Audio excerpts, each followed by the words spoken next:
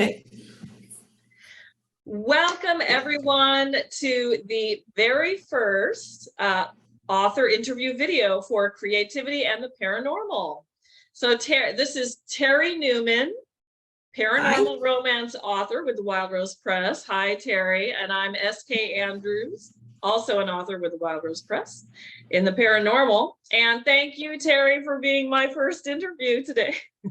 Thank you for inviting me. I'm so excited. Oh, yes, me too. So first things first, we have established we're both lovers of coffee. I have my pumpkin spice coffee here because it's good any time of year.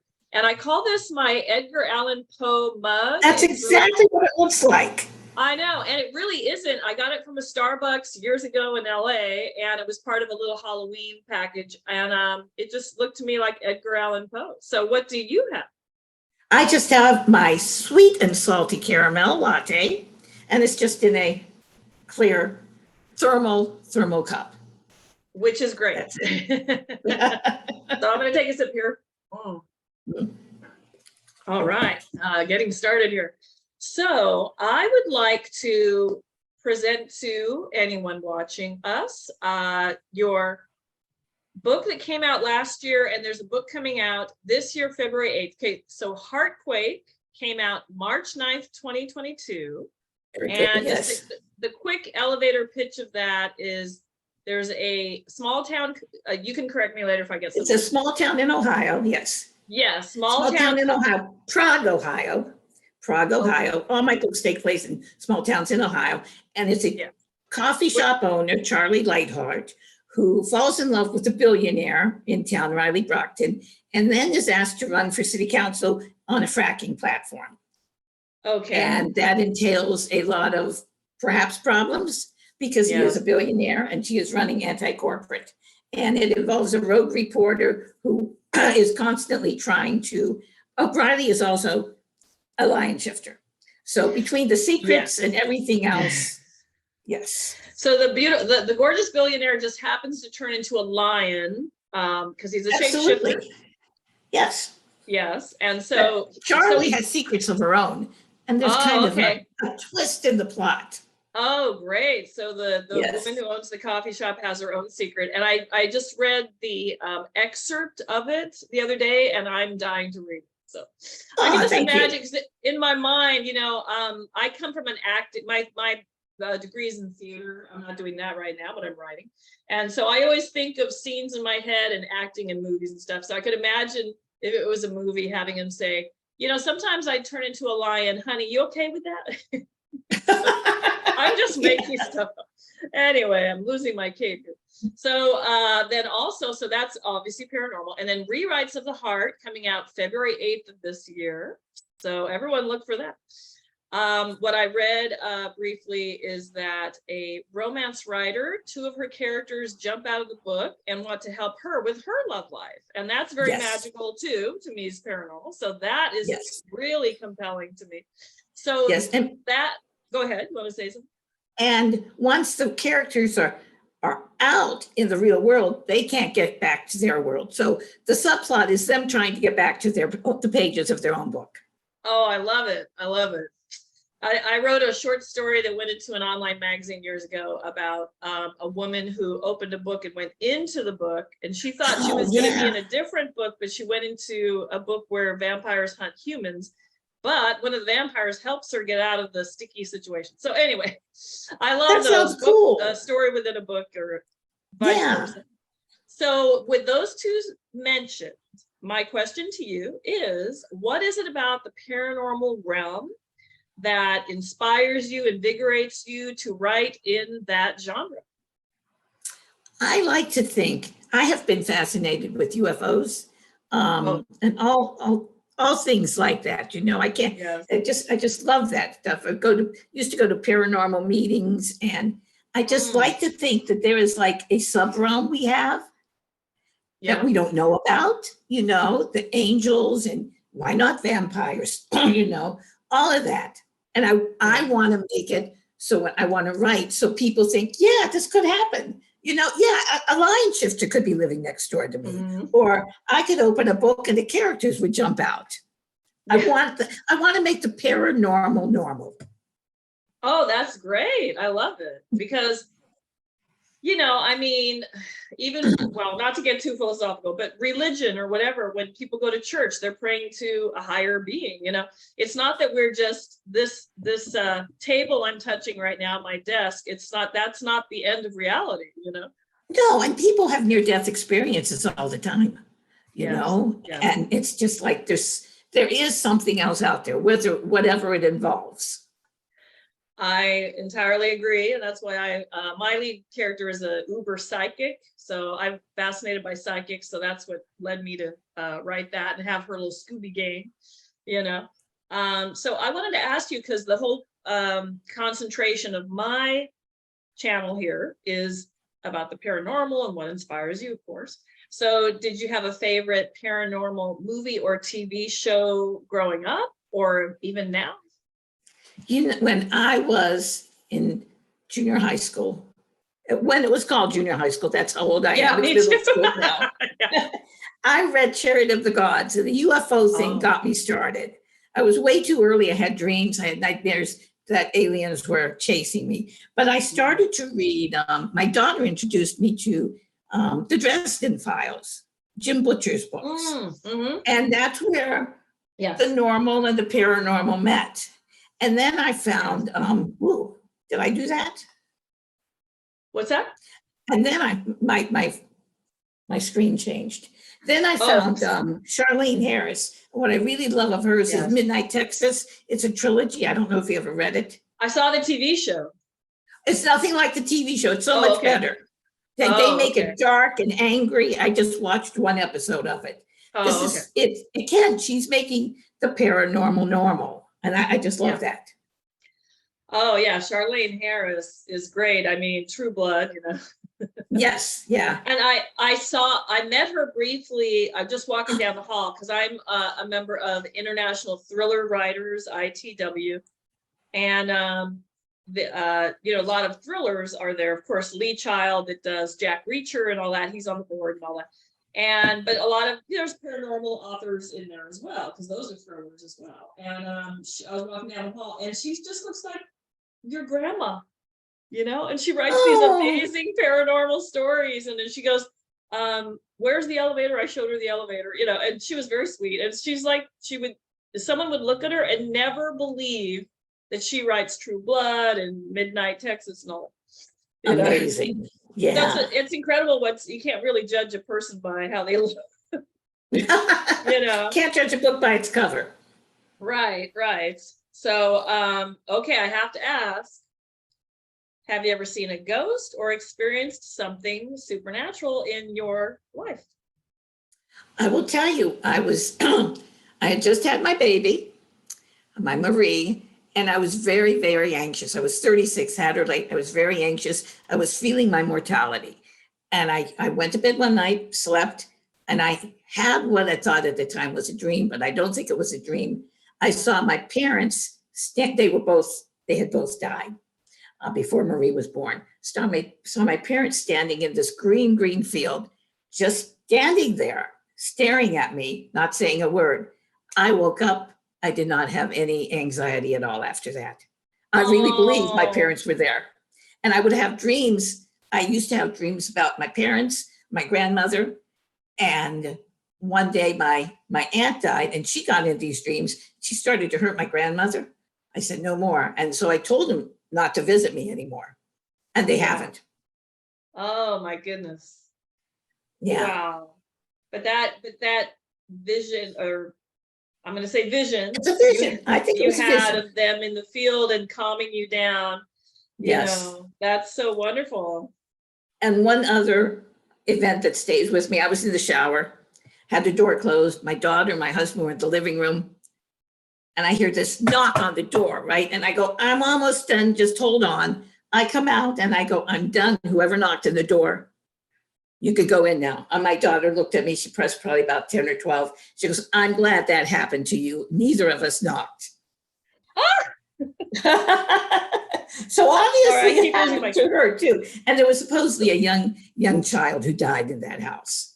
Oh, I see. Okay, so she said, "I'm glad that happened to you because she'd experienced." It had happened to her, obviously. Did she not tell you? And never told me, no. Oh, okay. Maybe she was fearful to tell me because she was in her phase that nothing like that happens. Oh, I see. Okay. And it's hard for children. I listen to a lot of paranormal podcasts, and so many times people are sharing a ghost story, whatever. And they say, of course, my parents told me I was just dreaming and I'm imagining and you know, every now and then they'll say, my parents believed me. And I'm like, whoa, because, and I'm not saying you would do that, but maybe she didn't think you guys would believe her. Yes. Yeah, it's kind of weird. It would be something that you might not tell somebody. And that seems very mischievous for a young spirit to knock on the bathroom door of an adult taking a shower. Yeah, it does. You're right. Yeah, so they were probably getting a laugh on the other side. Yes.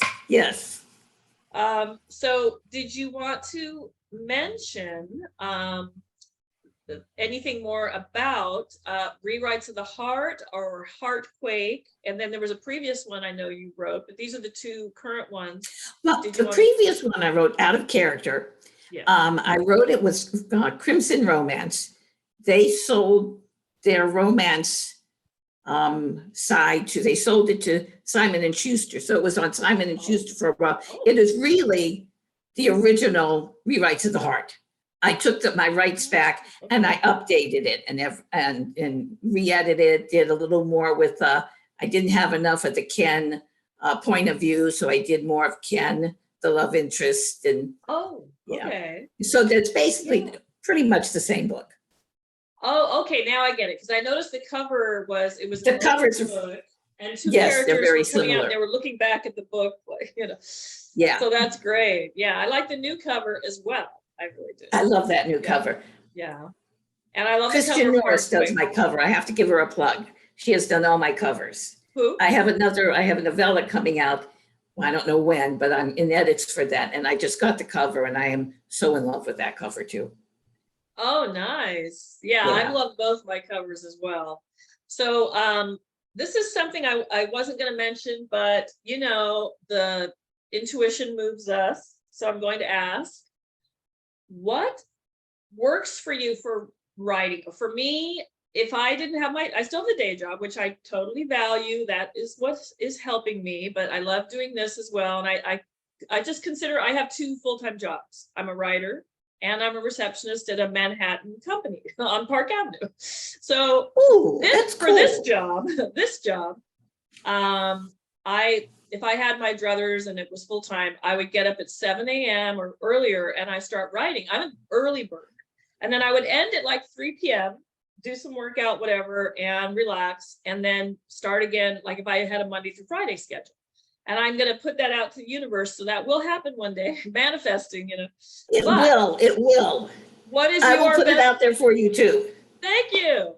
Thank you. And anything you want as well.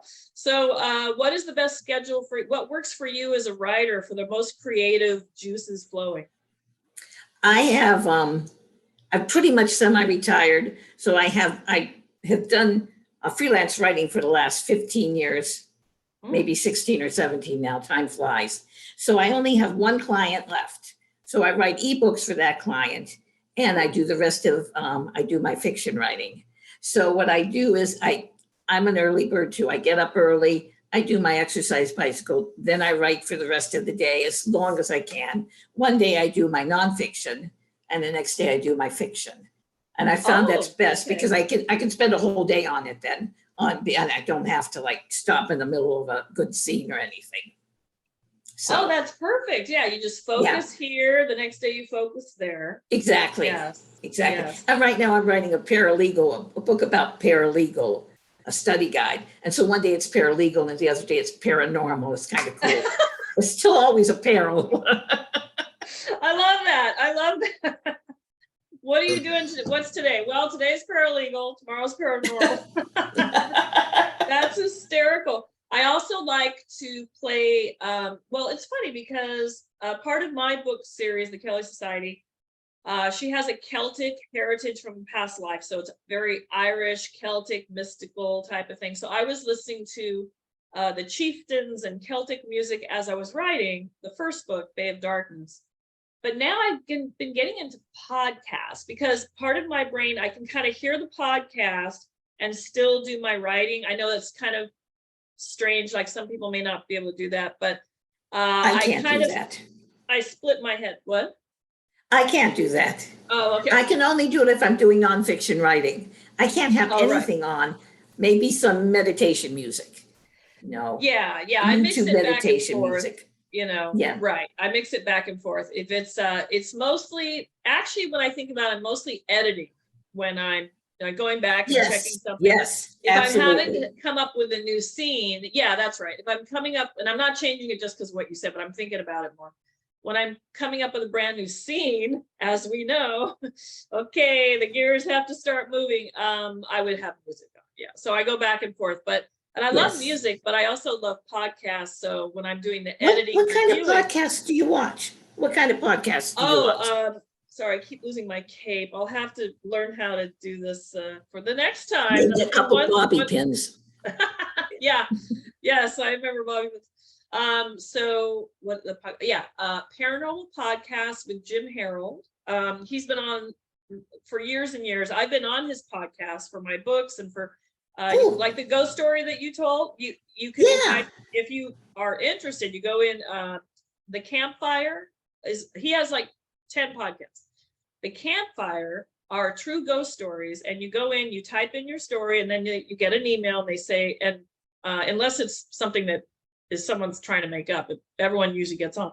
And then if you're interested, he calls you, and you I think they do it Zoom, but without the what we're doing right now, just audio. Yeah. And you share your story, and then they put it on the podcast every Friday morning or Thursday night now. A new Campfire comes out. I've been on several times because I've had experiences too.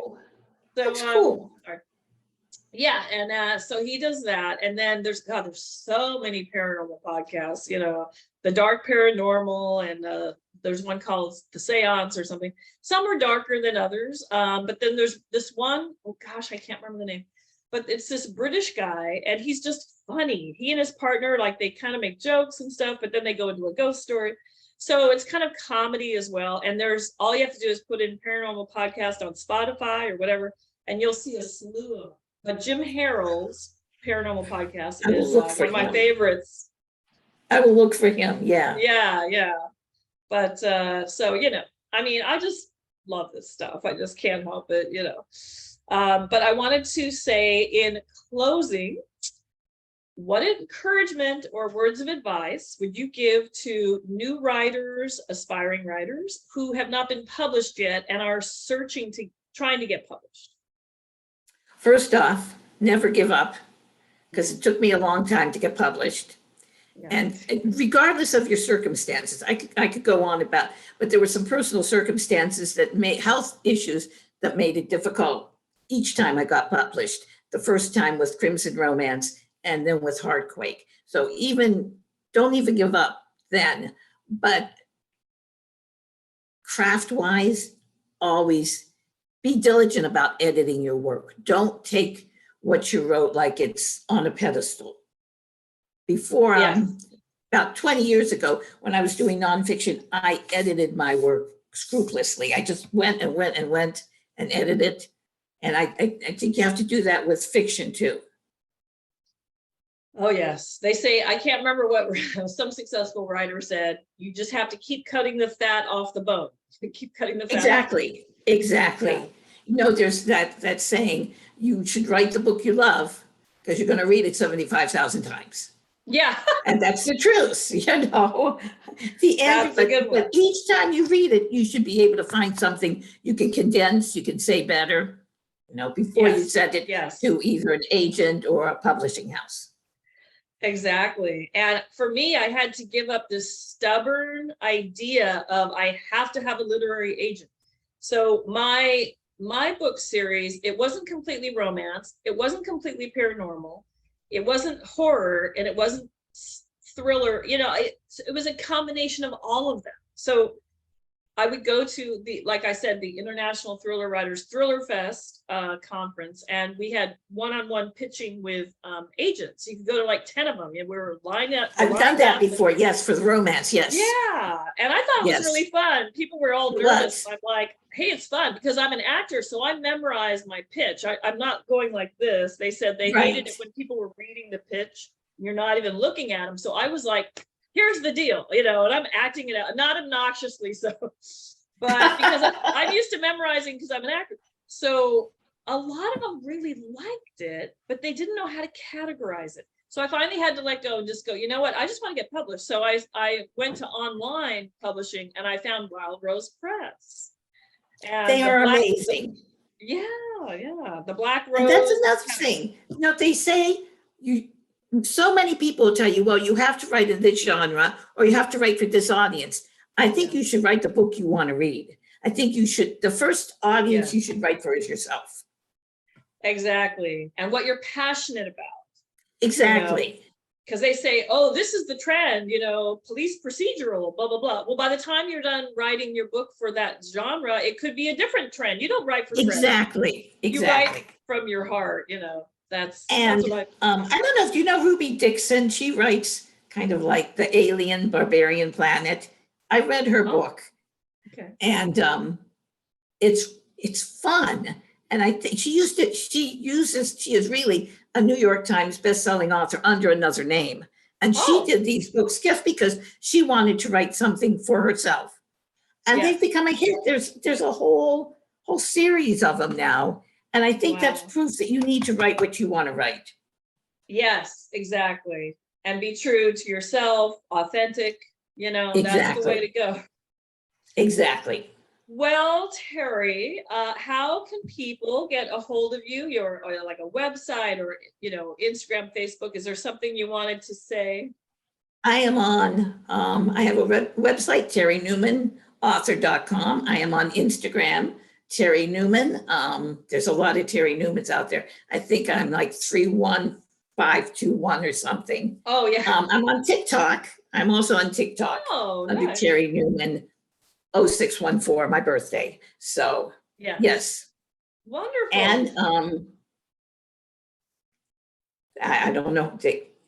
Wild Rose Press, they can go there too. In the notes, because I'm sort of new to this, but I know enough about YouTube channels. I've seen many of them. I will put your information below, but I also wanted you to tell me, so I can at least put the website down there with your bio and maybe the Wild Rose Press page or something, and people can look up your books and read your books. And I'm definitely gonna I want to read Heart Quake, and then when it comes out, Rewrites of the Heart. Thank you. Or if you want to send me an arc of Rewrites of the Heart, I could. I have an arc I can send you. Exactly. Yes, I would love to. Got my email. Okay, I will. You'll have it before the end of the day. All right. So for those watching, an ARC for fellow authors is advanced reader copy. So authors will read each other's work ahead of time before it's published, so they can put up a review, and usually on the first day, because I already know I'm going to love it. Please, I read the excerpt from Quake. It was so much fun. He walks into the coffee shop, and they accidentally touch the fingers when he buys his coffee and muffin, the lion shifter. And I'm sorry, I'm not saying his character name. I'm just saying it the way I'm saying it. But, and they get a jolt, and I'm like, ooh, this is exciting. I want to see, because obviously she's his mate and vice versa. So I want to see how the story. She's not convinced she's the mate, though. She doesn't know she's the mate. Yeah, he does, but she doesn't, right? Yes. Yes, exactly. And for the next show, I'll get some bobby pins as well. Anyway, I must consult my costume mistress.